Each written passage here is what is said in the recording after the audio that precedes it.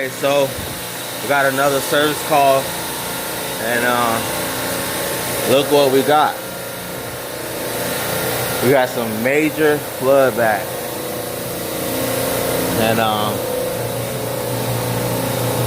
call for freezer warm.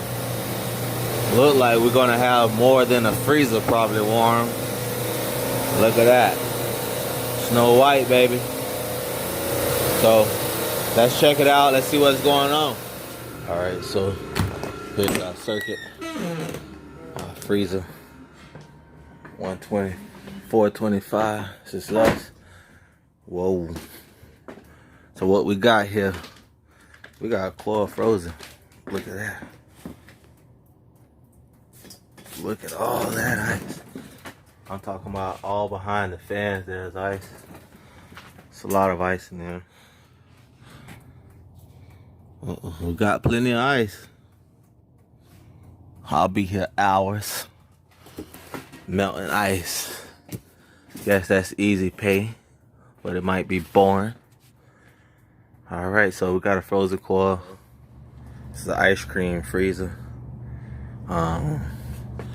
Basically, this one is not frozen as bad, but you can see we got a little bit of ice build up right here. We'll just look at the back and see how this is. So we got a little bit of frost occurring.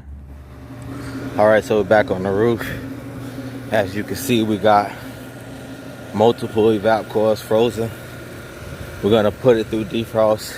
We need to check out our defrost circuit.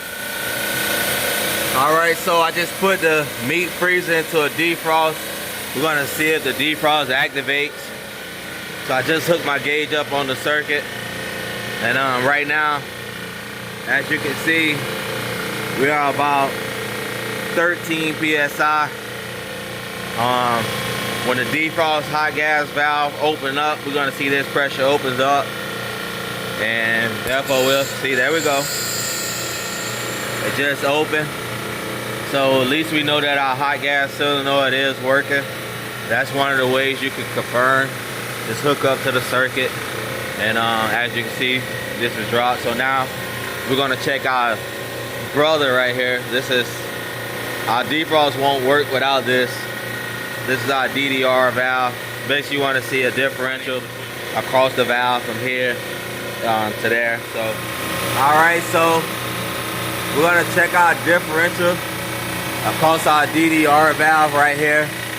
And basically that's for hot gas defrost, so it helps create and build up enough pressure so we can push the hot gas down to the case without a problem. All right, so I just opened up my stem. This is how we're gonna adjust this to raise our differential. Right now we're sitting at 75, 80, sitting just above 180. And I just opened the ball valve, see what we get. So look at that, 180. All right, so I'm just adjusting this in. We'll give it a little bit of turn like that, and give it a few minutes, and then we'll test it out again. All right, so I just adjust my stem in a little bit more. Let's just see what we're settling at now. So 185 right now is what we're seeing on the gauge. Let's get a little closer. It's about 185. All right, to 200. So now we got more differential. We got about, what's that, 185, about 15. So that's pretty good. Anywhere between 16 and 20. Gauge could be off by a point or two. So let's just open up our ball valve. I close this off also. That's a good thing to do when you're doing the defrost.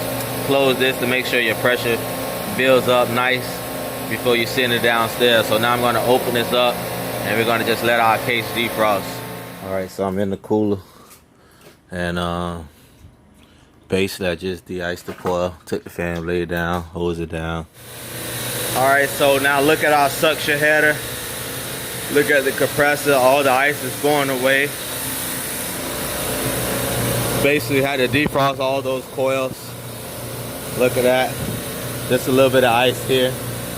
But other than that, everything's looking good. Check out our rack. So, looking good from here, man. Another call down. Clean the motor, go.